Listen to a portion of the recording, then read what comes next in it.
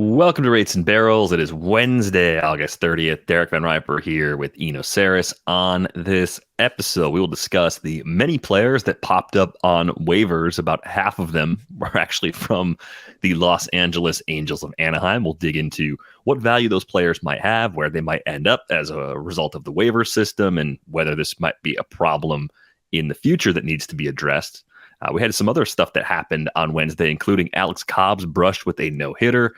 Eno wrote an article last week that we really didn't talk about on the show about late turnarounds. What are the odds of players who have struggled up to this point actually coming back and playing really well during the final month of the season? So we got that, plus a few other things, maybe even some Jay Kuda tweets along the way. Although the worst thing you can do on a podcast is describe someone's timeline. You know, it's probably especially a visual artist like Jay Kuda. Yeah, just follow Jay Kuda on Twitter if you don't already. He's got more followers than I do. I think he's got as many followers as Eno and I put together. So chances are, if you're following one of us, you're probably already following Jay. But you'll get some chuckles out of that.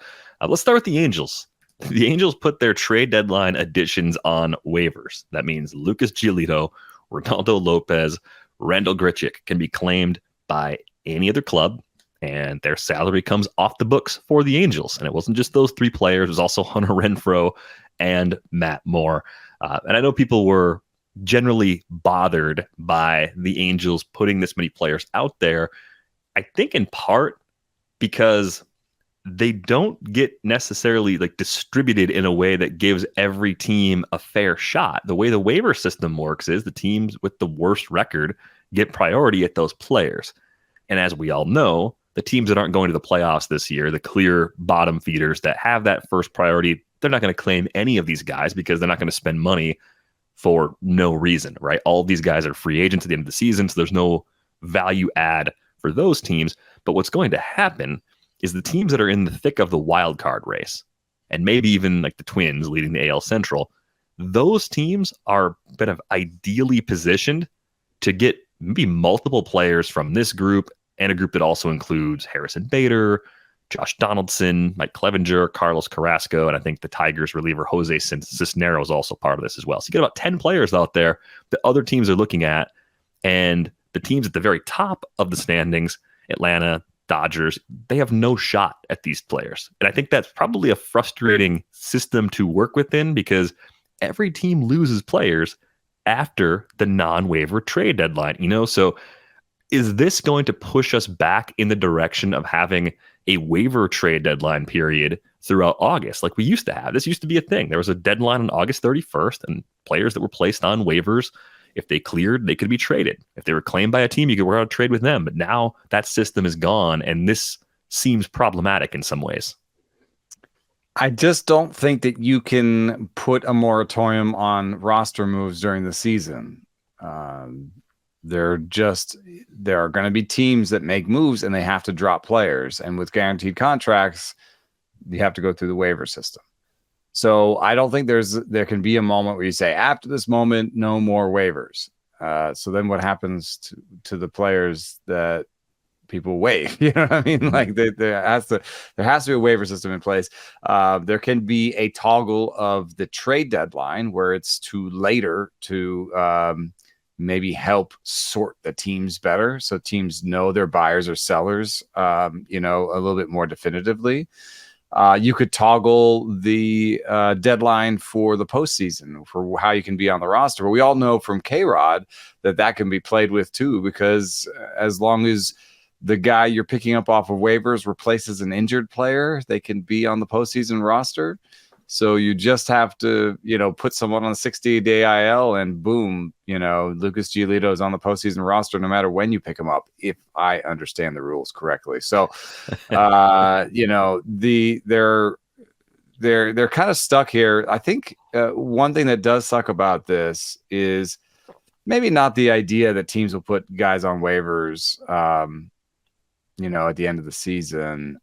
I don't know how much of a pandemic this is right now, or if it'll become endemic, because we have the Angels doing it, and then we have like 3 or 4 other teams just releasing one guy. It's right. It's not like it was not. It felt like the floodgates when the Angels did it, but I don't know. There's still plenty of players being paid on teams. And we're also talking about it's only something that will happen for rentals, right?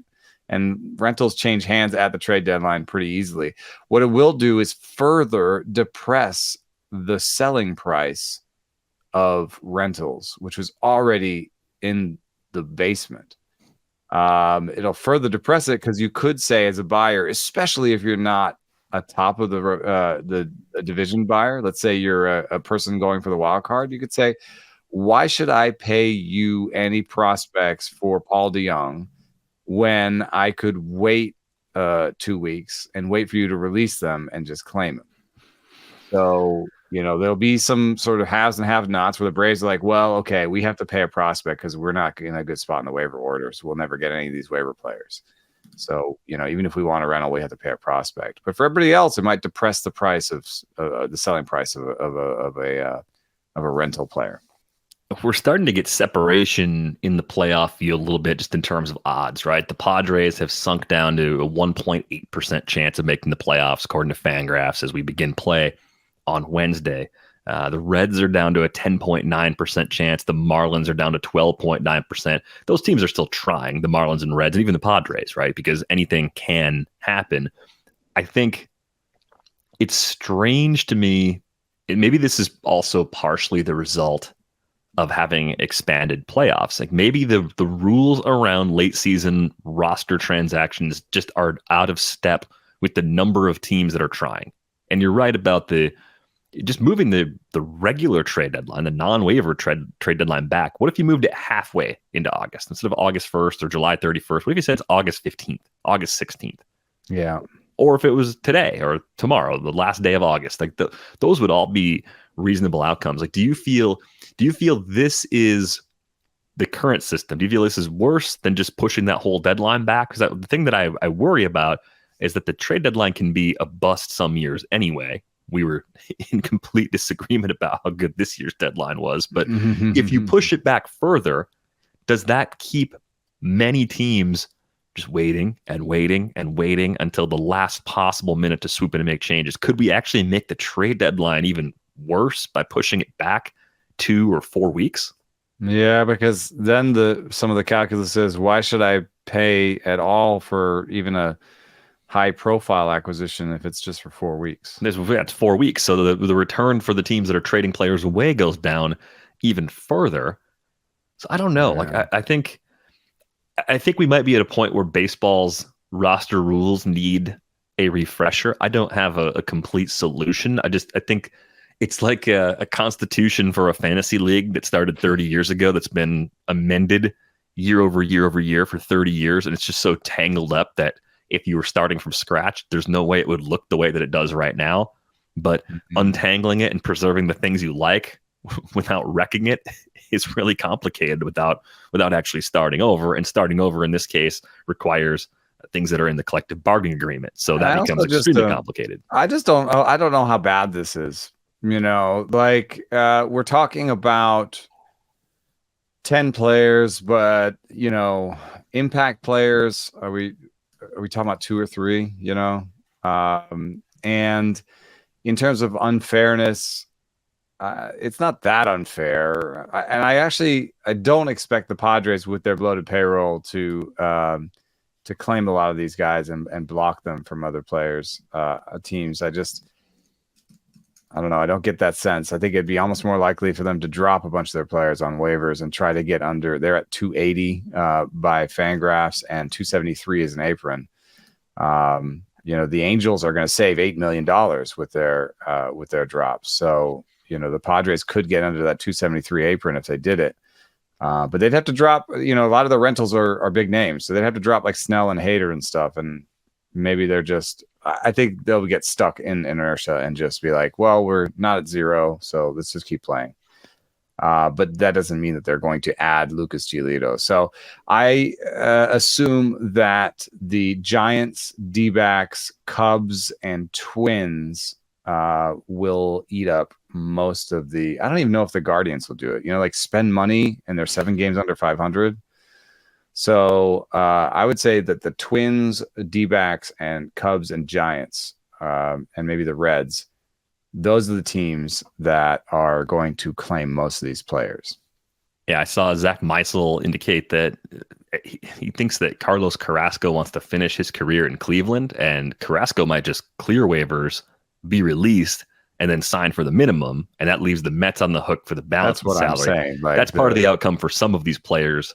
the as players well. are not all going to get cleared. Like Cisnero, like I don't know if he moves the needle. So yeah, it depends. I mean, who knows? Who maybe knows he's if someone cheap enough. sees something in there that they can tweak Right. quickly, right? Relievers are always kind of To me, interesting. They pop up. What's wrong with Giolito right now? Like Giolito has been horrible since the trade. I thought that was a good trade. Rehashing this again for 30 seconds, I like that the Angels tried. It didn't work out. Here we are. Lucas Giolito, ERA was close to 7 during his brief time with the Angels.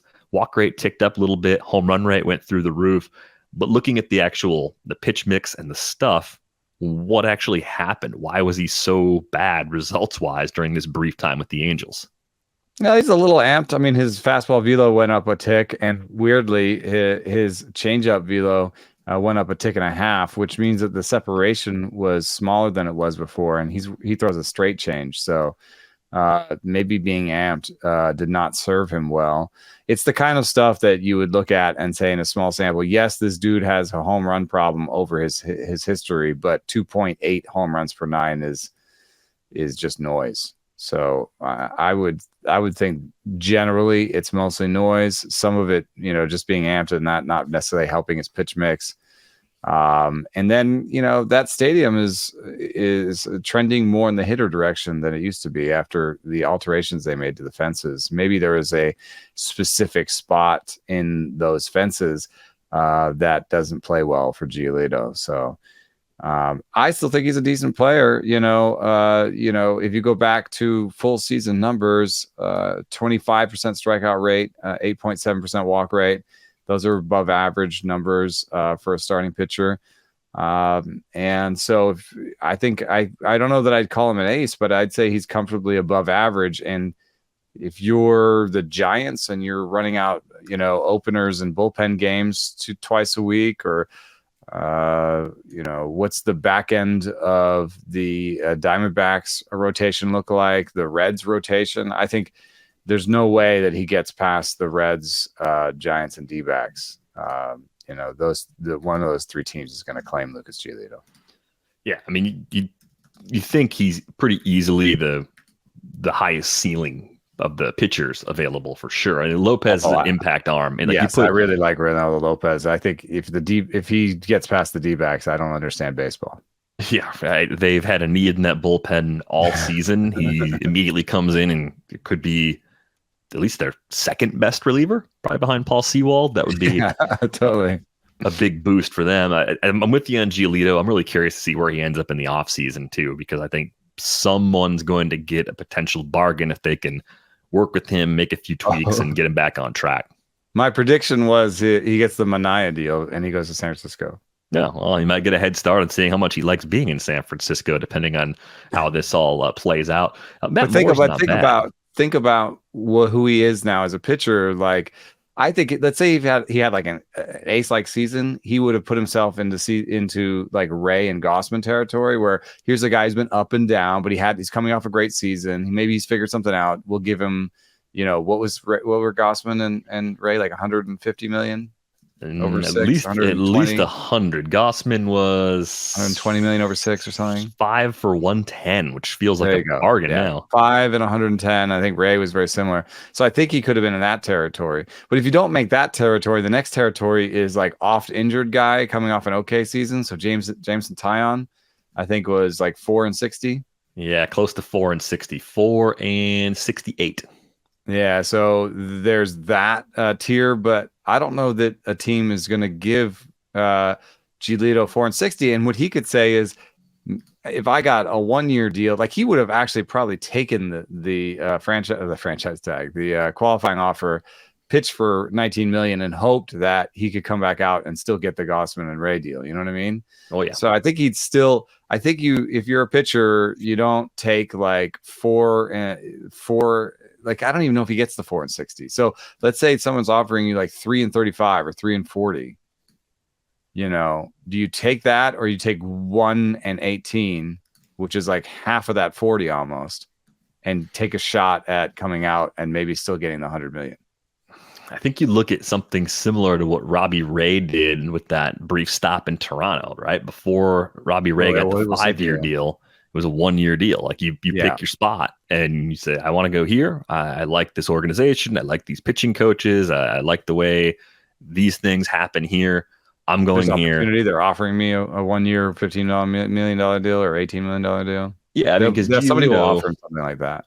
Giolito is going to be 30 next July, so he would enter free agency looking for a multi-year deal as a 30-year-old if he waits an offseason. So I think he has the luxury of choosing that short deal if he feels that's his best long-term path. Age is on his side, the track record being good enough. I think if he took the multi-year deal this winter, the Taillon deal is the right comp. Same kind of thing, up and down performance, flashes of being really good. You could probably make pretty clear arguments that the best versions of Giolito were even better than the best versions of Jameson Taillon. So I think that's probably where you end up as far as what teams would likely offer, just based on how difficult the last 2 seasons have been. 4 and 60, I feel like that's interesting because you could be like, well, could I get like a third of that in 1 year? And then still come out and take the 4 and 60 the next year? Well, yeah, it really depends because you think about even Noah Syndergaard's 1-year deal with the Angels 2 years ago. That was a bigger number, right? That was close to a qualifying offer amount of money, and they had to pony up the draft table for Giolito for sure. Like right, 1 and 18, 1 and 20 will be out there for him. And I think teams will be really interested because he will not have the qualifying offer attached, so you don't have to go up the draft pick compensation to go get him. By the way, part of the other reason, it's not just saving money because Artie Moreno wants to be cheap. There's actually the competitive balance tax threshold that they're trying to get underneath. If they get under the $233 million mark, it improves the draft pick compensation they'll get when Shohei Ohtani leaves, which is just like Angels fans are like, inevitability. We're going to get something. It's like, well, you're going to get something a little better when Shohei Ohtani leaves. But 60 picks. Yeah, 60 picks difference. So. 4th round to 2nd round. It's sure. It's better than being the 4th. Big deal. It's a big deal. Yeah, if you're an Angels fan, but that's not Shohei Ohtani. It's not really. Yeah, brutal. Not Ohtani. It's not that great. Yeah, that's true. Brutal outcome for sure. As far as the rest of this group of players that were let go, right? I mean, you mentioned you like Lopez quite a bit. Do you have faith that Matt Moore contributes as part of an A bullpen for a contending club? I do. When you get these conversions from reliever to start, from starter to reliever, you add a bunch of years on to the end of your career. So. He's only been a full-time reliever really for 2 years. He looks like a strong reliever to me. Left-handed on top of that, I'm sure there's going to be a need. I don't necessarily know off the top of my head which of these bullpens needs a lefty the most, but Matt Moore will be claimed. For 100% sure. Absolutely, yeah. It's just a question. I don't know that he'll how far down the order he holds, and will he be that fantasy relevant? I don't know that he'll immediately slot in as someone's setup man or close, and I doubt he'd close. So he'd be more like a 7th inning lefty, Yeah, I'm with you there. I mean, the other Angels that were let go, Randall Grichuk, maybe he ends up in another familiar place. Maybe he ends up back in Toronto. I've seen some speculation about that. Hunter Renfroe. I like Renfroe more than Grichuk. I think there's just a little more value all around there. He has cooled off. He was playing really well in the first half, and the second half has dragged his season numbers down to a 237, 300, 422. It's the worst full season line he's had since his final year in San Diego in 2019. He's just one of those players, up and down all the time. Barrel rate's way down this year. Usually that's sort of the underlying consistency that you get from Hunter Renfroe. But I have to think there's going to be plenty of interest in him, too, as a right-handed bat that adds some power. I just wonder if his value ends up taking a hit because on a better team, he probably won't play every single day. He may end up in a 50 to 60% share on a contending club. Yeah, I'm looking at needs, and by projections, one team that popped surprisingly was the Phillies. It's just the projections don't like Nick Castellanos, really. Nick Castellanos' defense in particular drags down those projected WAR numbers too. Yeah, I mean that's basically it. But could the Phillies claim an outfielder and push Kyle Schwarber to DH more often? I think that they'd actually maybe prefer Renfroe because Grichuk's defense has gotten pretty terrible. Other teams that sort of pop when you look at good teams with iffy corner outfield situations, I'm a little surprised. Reds are kind of bottom 10th in both left field and right field by projections. And I have been noticing anyway, Christian Encarnacion Strand, I wouldn't be surprised if there was some sort of injury update with him because he dove really awkwardly and fell on his wrist and was flexing it the rest of the game, and it contributed to two errors at first base for him. So I don't know what's going on there. But then also they're running out a lot of Stuart Fairchild in the outfield right now, and Nick Martini is up. What's the injury? Fraley's coming off the IL soon, so that's part of it. Votto being on the IL, Matt McClain and Jonathan India, yeah. They're thin. They're a lot thinner around the infield than they were just a few weeks ago. And the outfield mix is, even with Fraley in it, you could argue there's room for one more. Especially since Benson's a lefty, I don't know. You could still just basically claim one of Grichuk or Renfroe as a right-handed platoon mate for Benson. Those outcomes are not good for Renfroe and Grichuk. Is there a place where there's a starting role waiting for one of those outfielders, or is this the sort of death knell for their value in most leagues? I think it's generally the latter. I think Bader remains frustratingly interesting on the cusp. Yeah, frustratingly somewhere between interesting and not. Right, 2 years running now where there just hasn't been as much power as we saw. I think you could start to look at Harrison Bader now and take that longer range view and say he's a great defensive center fielder. He has so few complete seasons. He's never topped 427 plate appearances. We talked about that during draft season.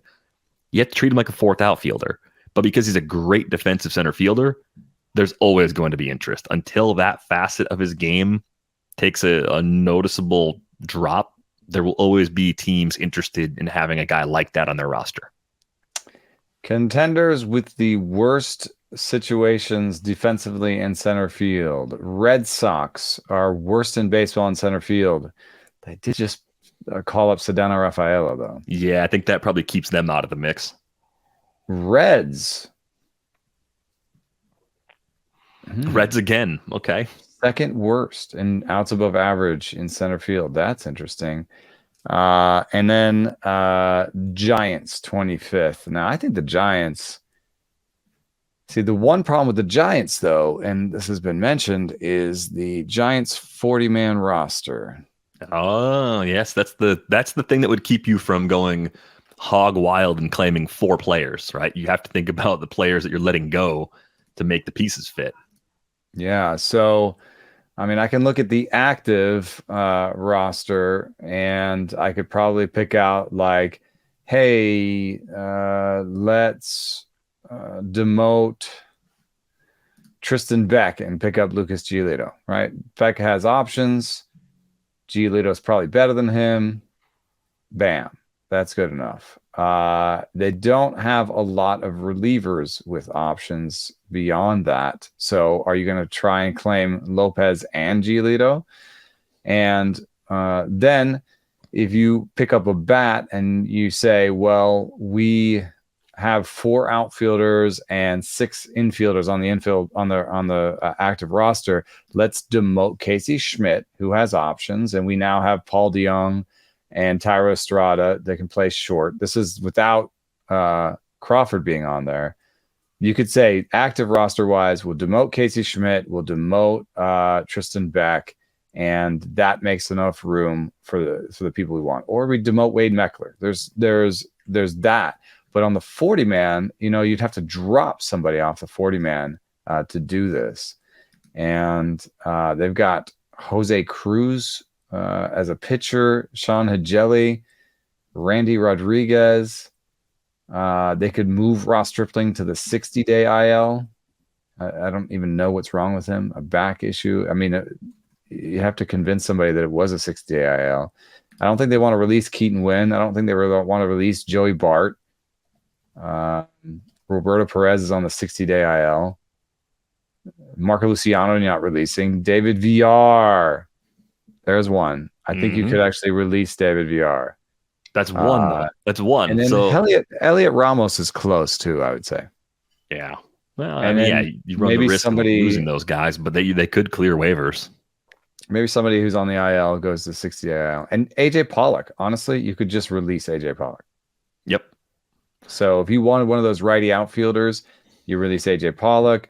If you want Bader, if you want Bader and a righty outfielder, you could release Pollock and Ramos. I bet you Pollock gets released. So I bet you they put a claim on Bader for Pollock, and Giolito for Beck, and Lopez for maybe Beck too, because they just figure they won't have to do both. Yeah. Those are the machinations of making a decision like this. That's why it's not as easy as claiming everyone. Bader, though. And that could be a full-time job. It could actually. That's one of the situations where you could say actually value is just as good as it was. Park is harder, but role is still good enough where in deeper leagues he might still do enough to be your last outfielder. Josh Donaldson seems like he's done.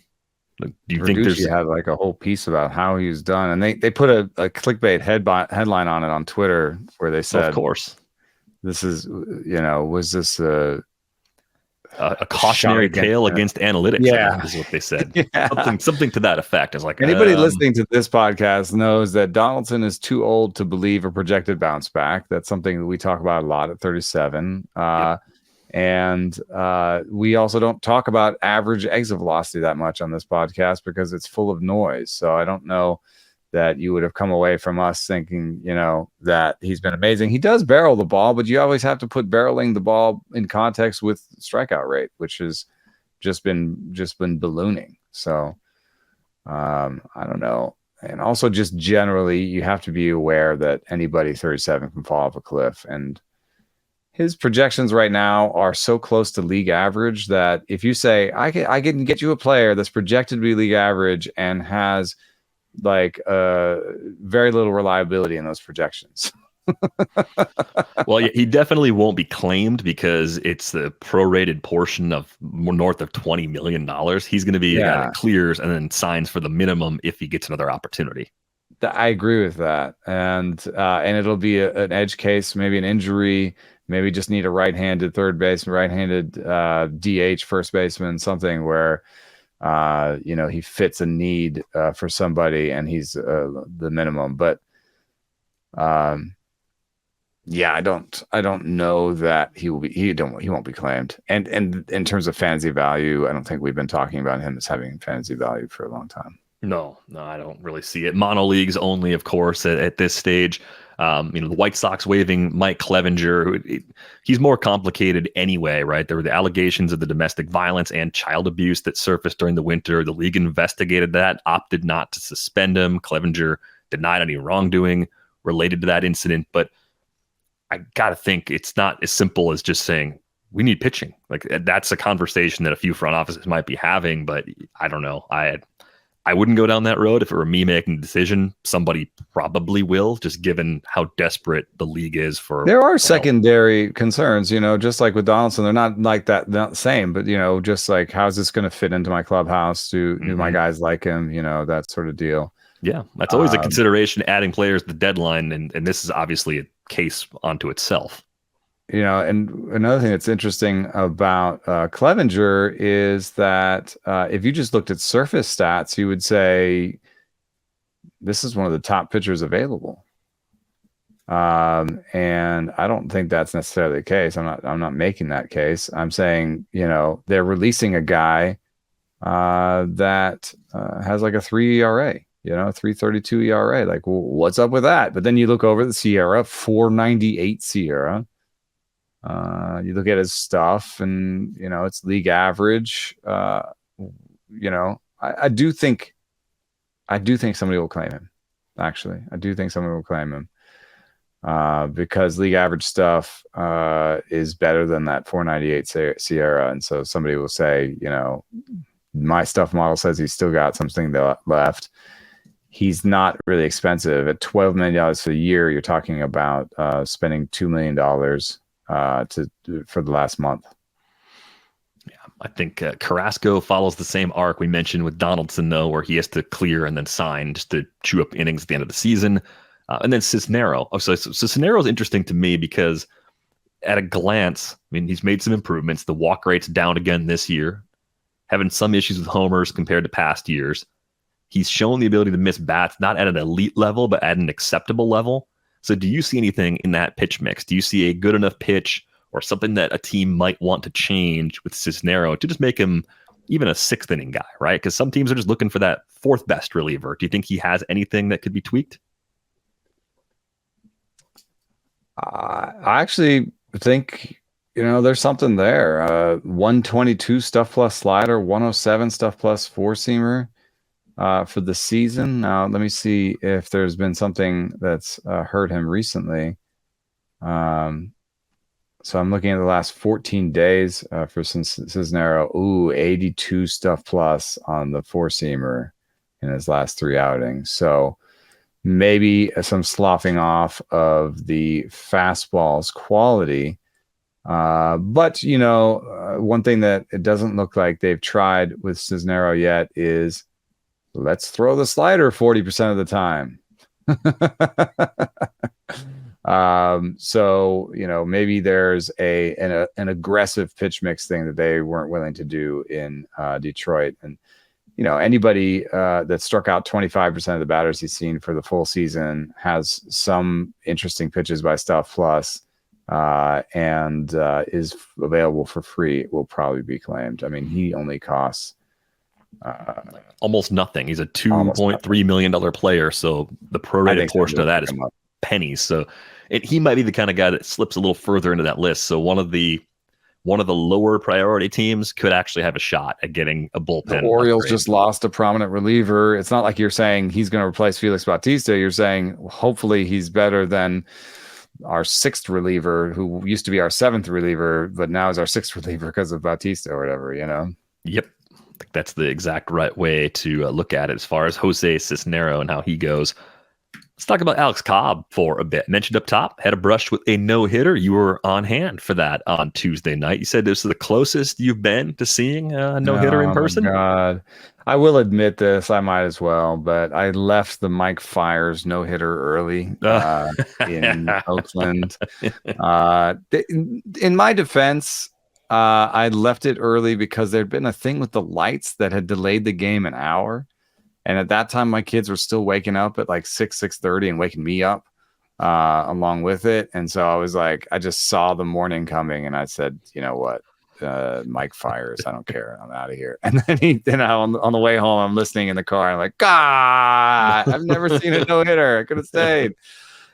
This one I stayed for and stayed to the very end, 8 2/3 for Cobb before he gave up a hit. And I was a little sad for him, but then I had the opportunity to talk to him in the clubhouse after, and I realized, why am I sad for this guy? He just pitched one of the best games of his life, and he's flying high.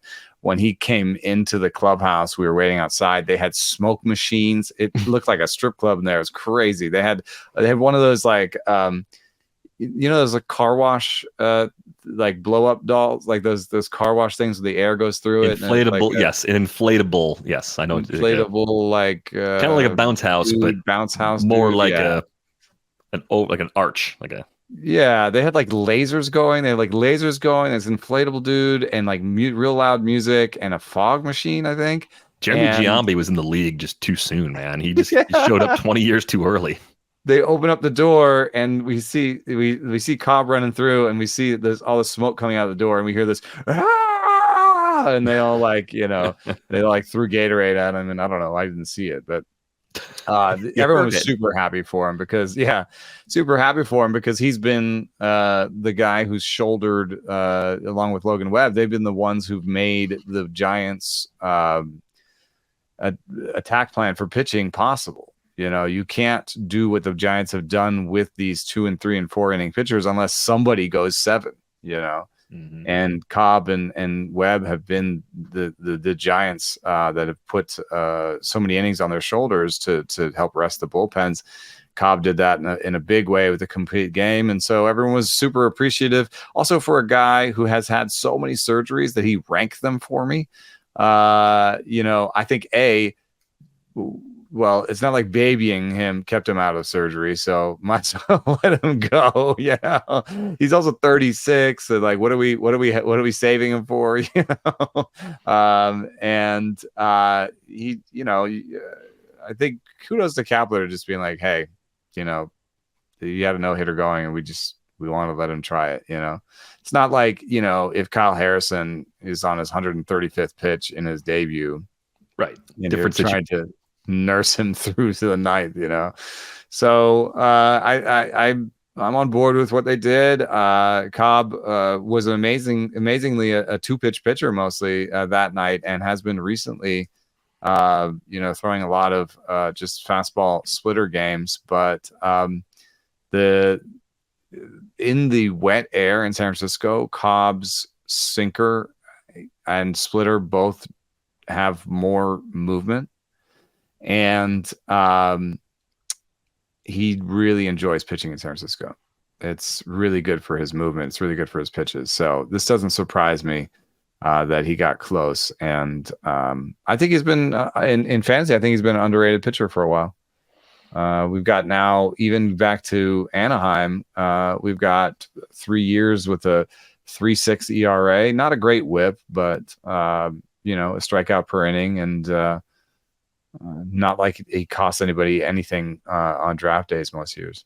Yeah, I think the best versions of Alex Cobb seem to be when he's got the ground ball rate up in the mid to high 50% range. He's got that going right now. The K rate's down a little bit this year, so I do wonder if you flip the calendar and he's 36 next year. We'll see if he stays in San Francisco. I think they have a club option on him. He's probably still a stream at home sort of guy, even though the ERA is a tick on the good side compared to like a league average ERA. The whip is a little bit problematic, right? He's a little bit hittable because it's the ground ball. Just part of it. If that defense got better, not great. Yeah. Yes. If the defense got better, is it going to get better in one off season though? I think it could. I think they could be. You know, I think they could. I don't think Brandon Crawford's coming back. And I don't think his defense, you know, at his age was necessarily a huge strength at short. I think they may just go full time with Marco Luciano. But if they go with Casey Schmidt and some Marco Luciano, I think that's an upgrade at short. And we may see some movement, you know, where, let me see here. What's Wilmer Flores' contract situation? Oh, I'm sure it's like an option of some kind for next year, because every Giants contract is option. Actually, this one's interesting. 3 for 16.5. That was covering 23 and 24, 2025 player options. They already have them. 2025. So Flores is still there. Very, very inexpensively. So it could just Davis be is in his extra year. infielder again.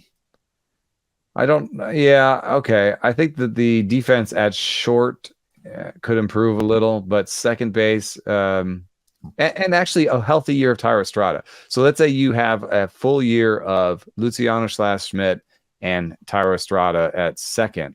Tyro Estrada has really good outs above average numbers at second. So I think if you're talking about Luciano Estrada up the middle, I think that is an improvement for his defense. Yeah, I think there's plenty of folks out there who are skeptical about Luciano being a good defensive shortstop. Some are even skeptical he's a shortstop at all. So that could be a bit of a problem. But, you know, they could. But he's also like 12 years younger than Brandon Crawford. So. Oh, that wasn't a case for Brandon Crawford. That's yeah. Yeah, I think maybe.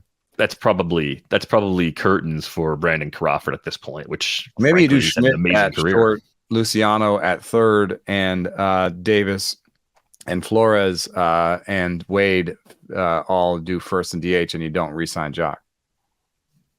Yeah, maybe that's the way they go. $19 million for DH. I don't think that was a great idea. I still don't, and I think that, you know, they still want to attract a big name guy, and you know, one of the big name guys out there plays DH. So They're always going to piece it together defensively in San Francisco, but they also, I think they coach defense better than anybody. So I would say there's a chance that the defense is better behind Cobb next year. I think that's the part of Marco Luciano being at shortstop longer that you would say you could be optimistic about. Like, look at what they did with JD Davis at third, right? If you can take a C or D grade sort of defender and make that player even a B, that's pretty good. Mm-hmm. So if you could do that with Luciano, that buys you more time to find a true defensive wizard at shortstop that could be the next great player at that position in San Francisco. Let's talk about the late turnarounds. You wrote an article last week looking at hitters that could potentially rebound back to their previous levels. You kind of took a look back at the last couple seasons to see what happens with these players who are underperforming all season, who have a great track record. Do they actually come back in September, or are the projections just sort of pointing you to a player that they simply can't be this year for one reason or another? Usually injuries are a major factor in why someone underperforms this much, but what makes a player more likely to salvage a good final month amidst a brutal season? Did you find any characteristics that made it like a better bet to look at a guy that has been horrible and think he actually might be okay the rest of the way, or he might even be good the rest of the way? Yeah, one of the ones that's super obvious, I think, is that the ones that did better the rest of the way were like a year and a half younger than the ones that were older. That didn't play up to their projections. Something we've been saying here for a while, right? We just talked about Donaldson, So if you're talking about an older player that's struggling this far into the season, it's less likely they'll bounce back in the last month than if you're talking about a younger player. So Jose Abreu is somebody that comes to mind. And he was on the bad end of that, where he's an older player. And the other stuff that also wouldn't surprise anybody here is that the players that got better hit the ball harder in terms of hard hit rate. They had a 45% hard hit rate versus a 42%. And they had a 10% bail rate versus an 8.6 for the ones that continue to struggle. So hitting the ball harder and being younger is part of it. The one part that was kind of hard to read was the ones that got better in the last month had a 22% strikeout rate versus a 19.5. I do think that speaks to something we talked about here sometimes, is volatility. So I think that if you've got a high strikeout guy, sometimes you just have to be like, hey, he's a high strikeout guy. He's in the bad part of the schedule. And, just look at how Anthony Volpe has been this year. Like every time you're like, I saw somebody tweet last night, oh man, Anthony Volpe's in the tank again because he had 3 strikeouts. And in his 4th appearance, he hit a homer. And, that's the Anthony Volpe experience right now. And so for some of our strugglers, we've got that, that streakiness kind of goes in their favor a little bit. Yeah, I think we talked about Eugenio Suarez maybe end of June, early July as someone that had really disappointed up to that point in the season.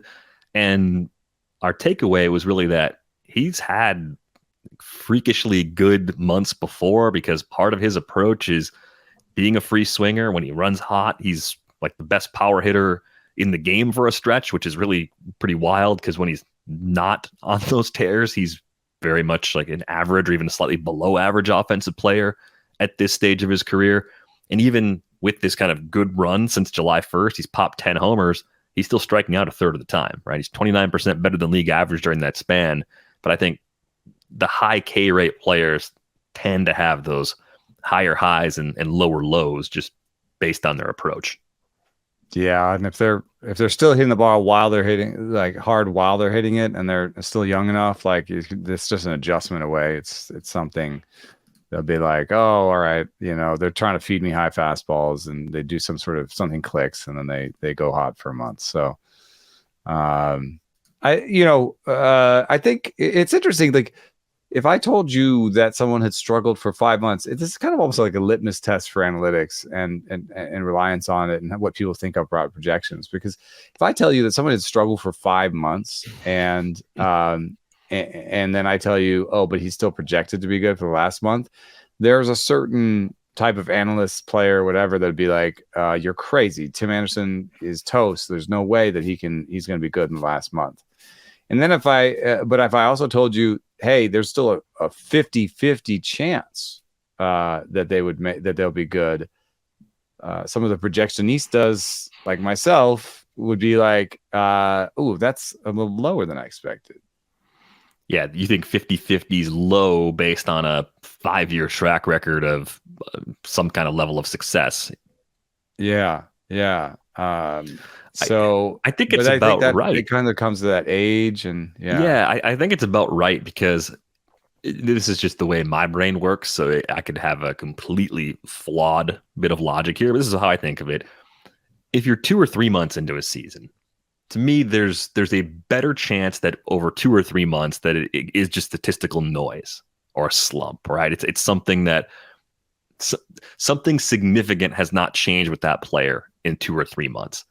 For some reason, once you get to 4 or 5 months, especially 5, it's some part of your brain is like the longer period of time. It's like, if he was going to fix it, there were opportunities for IL stints. There was an all-star break. There were enough other like little off ramps that could have helped the player get back on track by now, where I'm not betting on that bounce back in most cases. It doesn't mean, look, we're at the point in the season from a fantasy perspective, you're just trying to max out games in some cases. Like, you look at the weekly schedule, you lose somebody, the available player list is a mess. Some teams are giving guys auditions, so you're not even getting full shares. And Tim Anderson or Jose Abreu, they could be the best middle or corner guy available. And you might just say, I actually don't even think this guy's good right now. I think he's broken, but he's going to play. And because of the track record, he's slightly better than this other guy that we've never seen in the big leagues before, right? So you might make the decision based more on that and less on the projections are clearly better for Tim Anderson versus this new shortstop that's getting some opportunities somewhere. Like, that's probably the way I would look at it, because if you're deciding entirely based on projections right now, I think you're discounting too much relevant information that might not be fully captured in that projection. But you also could be the shallower your league is, the more the more things change. It's like you might actually have Tim Anderson and another viable shortstop, like maybe Tyro Estrada, that can, fit in there. I don't know who's. Let me look at projections and get someone that's actually 12 team. We look at bat ROS, generate projections. Here we go. So shortstops that are projected near Tim Anderson the rest of the way. You have Volpe. Like, you could be in a 12-team league and you could have Volpe, Kim, and Anderson all on the same team. Or Orlando Arcia is right behind him, right? Tyro Estrada is actually behind him. So you could have your choice of 2 of these guys or 3 of these guys, and the projections keep saying, hey, play Tim Anderson. And you're just like, dude, I can't do it. And so I would say, even though Tim Anderson's not someone who lives on his hard hit data, if you've listened to us, you know that I care about batted ball quality a lot. And this was just another sort of, hey, batted ball quality matters, even if you're Tim Anderson. So I picked the 6 biggest strugglers that qualified for the batting title were Tim Anderson, Fernando Tatis Jr., Jose Abreu, Vladimir Guerrero Jr., Javier Baez, and Trey Turner. And in fact, that's a great list, because the 50-50 should be extremely obvious to you. It should be so clear. I saw them in the column. I was like, well, I know which one of those guys I'd bet on. Like, everybody that read it had the same reaction. Like, obviously, it's the young good guys, not the old crappy guys. Yeah. Duh. But it's still worth doing the research and seeing it. You know what I mean? No, I know. But I just looking at the names, it's like, well, yeah, of course. Trey Turner and Vlad Jr. are the guys I want to bet on, and Abreu and Baez are the guys I'm scared of, and Anderson's the one everyone's flip flopping on. Like, maybe not. Tatis was the other one. Yeah, so Tatis in, Anderson's being out.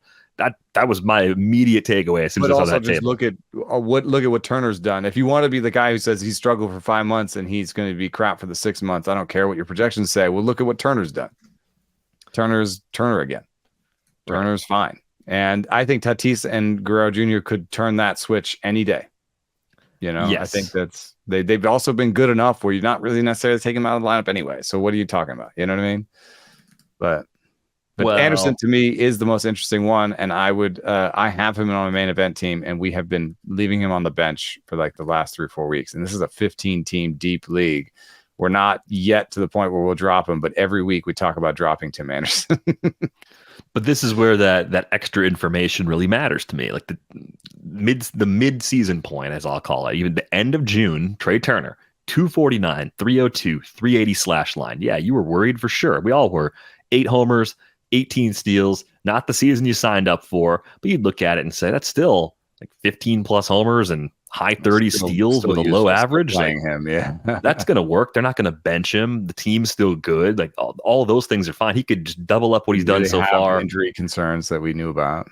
Yeah, and you just live with it, and that's fine. But even just since then, he started to play better in July and August, whereas with Anderson, it just hasn't been. There's no evidence. I think, and there's been injury concerns. So I think it is not out of the realm of possibility he gets shut down for these injuries. I mean, there's the knee. There's notes in May where he's talking about his knee. Right, and the ground ball rate's been through the roof all season, 62.2%. He's not the same guy right now, and I'm not sure the projections. At least earlier in the year, I don't know if the projections were able to pull that information in. Right, injury information's left out. Now he's been bad enough long enough where the rest of the season projections finally steer you away from Tim Anderson. And to be clear, I was talking about, when I talk projections in this piece, I was talking about preseason projections. The projection people that run the projections did not have daily ones logged in a way that we could like look at their rest of season projections on August 1st or on September 1st, looking back. So I wasn't able to do that. Some of this stuff is totally baked into the rest of season projections, but I would say, I don't know if they go far enough because yes, Tim Anderson's the rest of season projection has dropped from like 750 to 700 OPS. I don't know if he's going to make it 700, man. He's got a 570 so far this year. Right. I think 600 would be surprising the rest of the way. So sometimes I think you can use some of this and your brain and kind of move ahead of the projections, because the projections are going to, factor in that edge case where Tim Anderson, other Tim Andersons in the multiverse went on the IL for the knee injury, came back fully healthy, and put together a normal last month. There are situations like that, but Tim Anderson's not in this universe. I don't think is going to even have a 600 OPS the rest of the way. I think this is a clear case where if there's a rebound, it takes an off season of getting healthy and coming back with a clean slate. I mean, rock bottom happened, unfortunately. Maybe even with a new team too, but rock bottom was the brawl with the Guardians when Jose Ramirez punched Tim Anderson in the face. Like that was the ultimate low point for him. I think you need an off season to reset from that, and especially since that didn't look like a lot of his teammates necessarily had his back.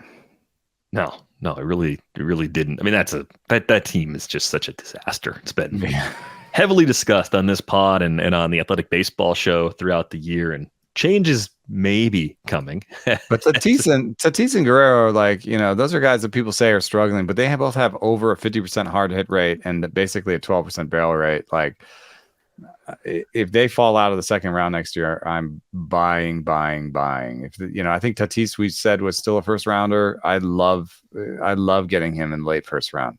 I would be all over that next year. And Vlad Guerrero in the late second, early third, give me. Yeah, there's some way that I can come out of a 15-team draft next year, and I've got Tatis and I love and Vlad, just both of them somehow. Tatis. What if I could come out of the first 3 rounds with Tatis, Vlad, and an ace? That would even if it was good. Like who's an ace that might fall a little bit? Alcantara in the third, or maybe somebody like that. I think Woodruff is going to fall further. So you're thinking end of the first round then, 15, 16. See where you're gonna get sidetracked. I would try to get Tatis pitcher and then hope that Vlad falls to me in the beginning of the third. You got to be a little bit off the end. I think Vlad. I feel like mid third round is about the furthest he'd fall. Like pick 40. There are going to be plenty of people that believe in him. Pick 7. Take Tatis.